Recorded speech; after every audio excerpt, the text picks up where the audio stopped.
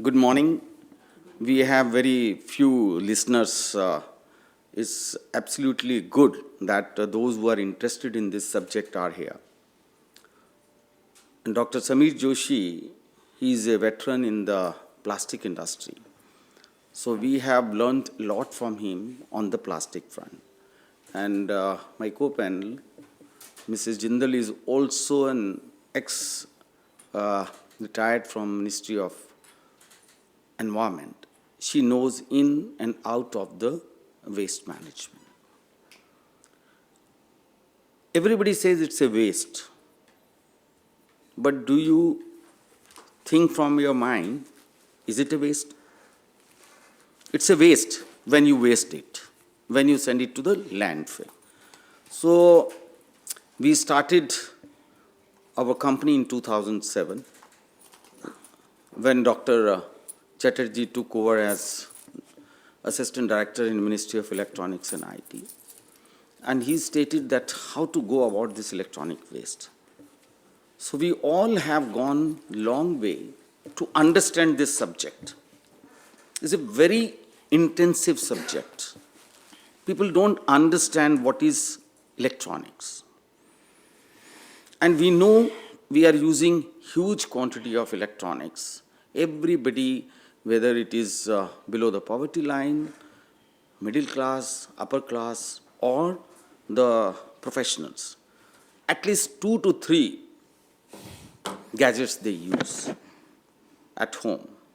Now, with the awareness on the electronics, even the child of 3 years or 4 years who is going in the nursery understands how to operate a tablet. So this is a new generation, will be using a lot of electronic equipments.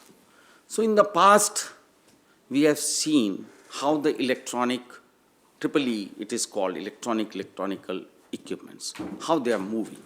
Everybody wants. But since it has a resource, it cannot be thrown on the landfill. That's why a law came in 2011. Mrs. Jindal was involved. A lot of other people were involved in framing the laws. And lately, the recyclers, to whom I represent as a president also of the Recycling and Environment Association of India, have contributed our part towards the framing of these new laws. And the journey started in 2011 when people were not aware what is the e-waste rules, how it is to be implemented. So in the first 5 years, it was a very good experience. And everybody started that, yes, we need a law which can be enforced and has to be implemented for the benefit of social, environment, and economy. So that was the time when the minister stated from the PMO that electronic equipments have huge resource. So therefore, let's do something on it. It should not be wasted. It should not go into the informal sector. And you will be surprised, in 2011, only 5 to 10% of the equipments were recycled by the formal sector. So this have gone from 5 to 10 to 30 by 2020. Now when 2020 came, the pandemic started, there was a dilution in the consumption. But on the other hand, the second equipments we were there started more in use because people started working from the home. So they need a lot of equipments. So there was a shortage of new equipments during 2021 end. So the refurbishment came into the picture. So the government of India immediately started, why not have to have a right to refurbishment? There was no law before that. The producers were only putting pressure on the recyclers. No, you have to recycle. You can't do the refurbishing. Then this right to refurbish started. And in 2020 e-waste rules, they have brought in. So this is the journey of the electronic waste.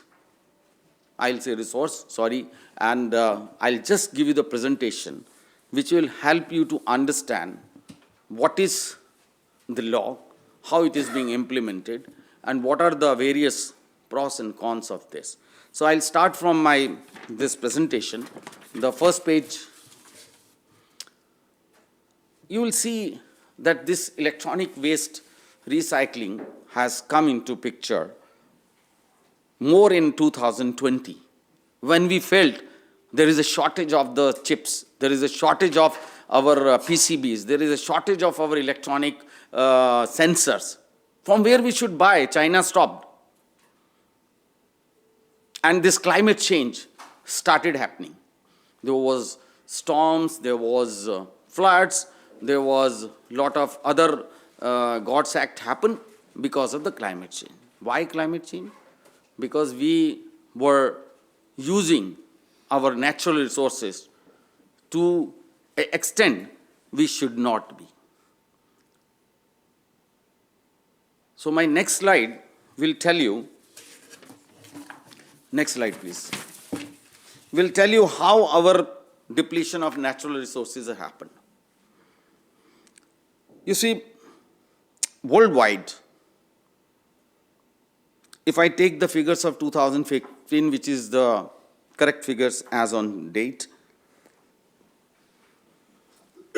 recycling rate of development, recycling was to be carried out to the extent of 50% in America and Europe. But India, it only was 30%. Globally, we were using our resources to the extent of 92 billion metric ton of the natural resource. That contains everything, minerals, metals, gases, oil, etc. And the maximum consumer of this was China, 35 billion metric ton. Because they were the fastest growing developing country in the world.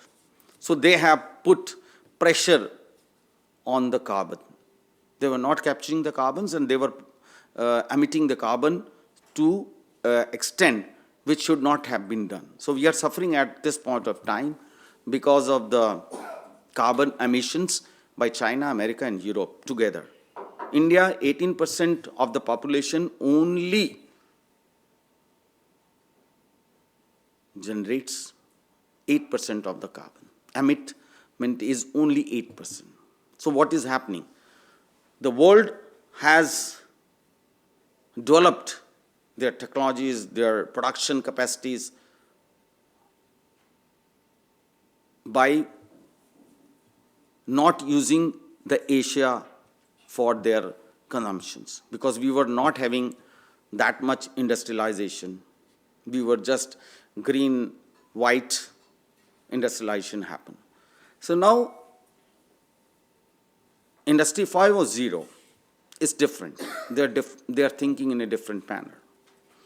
They are saying whatever is to be produced has to be either consumed or to be recycled. So this is the difference between the linear economy which we were adopted till 2011. After that, we have gone on the circular economy. That whatever we are producing, we will definitely consume, and whatever is left over has to be recycled. There has to be a zero waste on the landfill. So in 2020, we have achieved to a greater extent because the laws has been implemented and it is enforced very carefully on the producers, on the consumers also. You see the behavior of the consumers, how it is going. In India, if I say, if it is 92 billion metric tons of the natural resources we are using, India will use about 15 billion metric ton of natural resources by 2030. And then Honorable Prime Minister stated that we have to reduce the intensity of the carbon by 60% by 2030, which has been achieved. How? He has constituted 11 committees, which has given the report to Niti Aayog on tire recycling, on electronic waste recycling, on plastic waste recycling, on paper waste recycling, on wood waste recycling. So these are the ways when we can capture the carbon. If I take the total figure of recycling which has taken place in electronic in the last year, the whole recycling fraternity has captured more than 1.5 million tons of carbon. Because if the steel is produced through the traditional way of using the oil or fuel, and if it is recycled steel is available, which is called green steel, it reduces the carbon by 1.2 tons per ton recovered from the recycling. So therefore, the thrust area is on the recycling. So this is very important. So next, there are challenges which we are facing, because doctor has stated that most of the people are in the informal sector. They take away all your electronics from your house, from the industry, from the various producers, because they are ready to pay huge amount, because the recyclers want electronic for their recycling purposes, not for refurbishing at this point of time. And the producers are giving at a higher price, or even individuals are giving it to the kabadis because they offer you a better price, immediate transaction and over. But what they do, whatever is the resource which is saleable, which has a money in it, wealth in it, he takes away from the equipment and throws away the things which are not having net recovery. Say for instance, you are giving your second-hand fridge, it has a foam, it has a rubber. Because foam, he cannot use it. It cannot be reused because it's a PU form. So what he does, he takes away steel, he takes away copper, he takes away all the PCBs and recovers that money. He recovers more than what intrinsic value of the particular product. Suppose if you give fridge, you give it your old fridge of 10 years at 2,500. He recovers 4,000 rupees. And whatever is the 20% waste which is there inside a particular product is going into the landfill. That's why this climate change is a problem. We are suffering because of that. That's why these new laws has come, which are forcing the producers not to give any material to the informal sector or for backyard recycling. That's why this recycling is happening. The government is helping. The new law which has come in 2011, then amended in 2016. My next slide will tell you how this is being generated.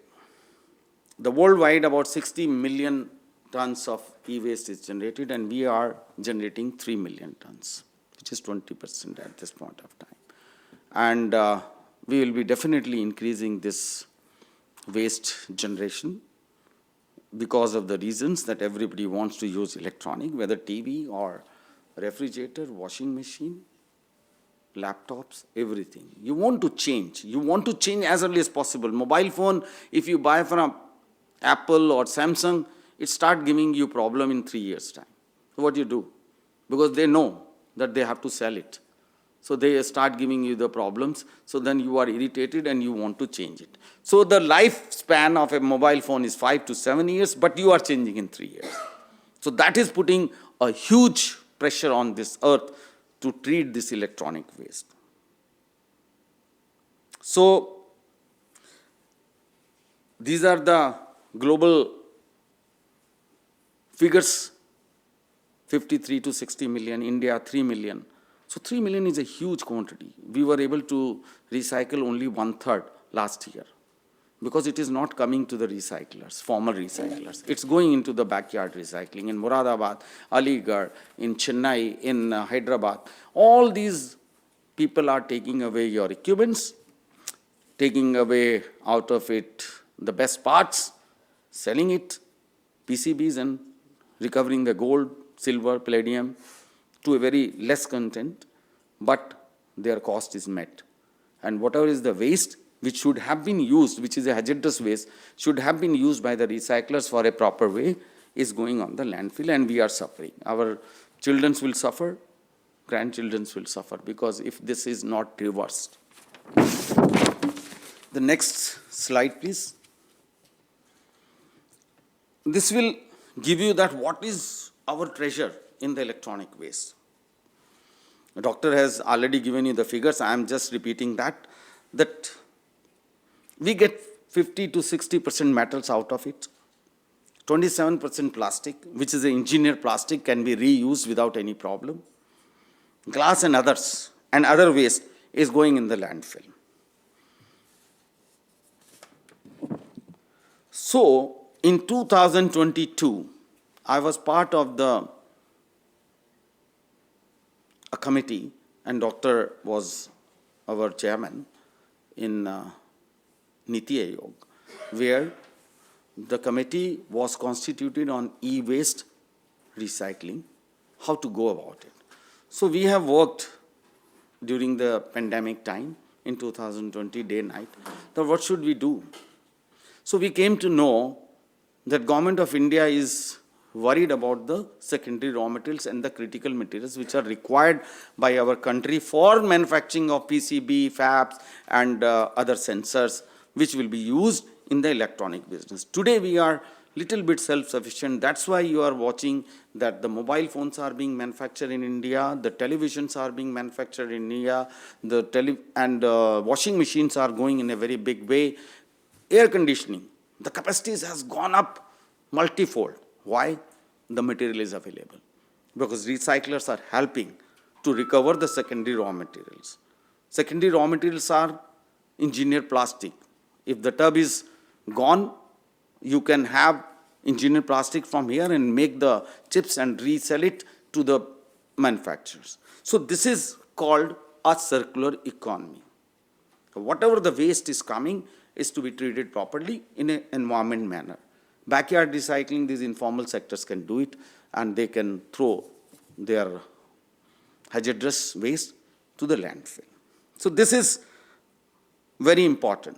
So I will come to the next slide, which is very important at this point of time, that this was our suggestion to the Government of India. Next slide, please. This is critical materials. The government has given a notification through the Minerals and Metals Ministry that how many metals and how many products are critical in our journey to become the developed country by 2047 and to reduce the carbon emissions intensity should be reduced by 60 to 65%. So in electronic waste, you will see that how many 69 metals are there. And out of that, the critical materials are copper, which is very important for our country to grow for making the electronic gadgets. Cobalt, nickel, titanium, niobium, which is a rare earth, is recovered out of the magnets of the electronic waste. So these critical materials are very important for this country to grow and be self-sufficient and Atmanirbhar on their metals. Otherwise, all we were importing from the other part of the world. So this is the findings of our committee, that the green material, the secondary raw material, has to be utilized, go back into the production in the manufacturing of new products. And the government is thinking, why not 25% of the recycled material has to be utilized in the manufacturing of the EEE electrical equipments. And the government is helping to sell the recycled material, the metals, the plastic, go back into the manufacturing. So this is all going on. The circular economy is helping, and recyclers have now carefully investing in this field, and a lot of opportunities there in the electronic, plastic, tire, lithium-ion batteries to have investment. Yeah, so I have just covered all these things that we have a urban mining, and the rules I have already stated about that. And The circular revolution, I have already spoken to you, which are my next slides. So, just change another 2 slides, please. Change it. This I have already covered, that how the rules have gone. Next one. This is the circular revolution. I have already discussed with you. Linear to circular, we have already gone.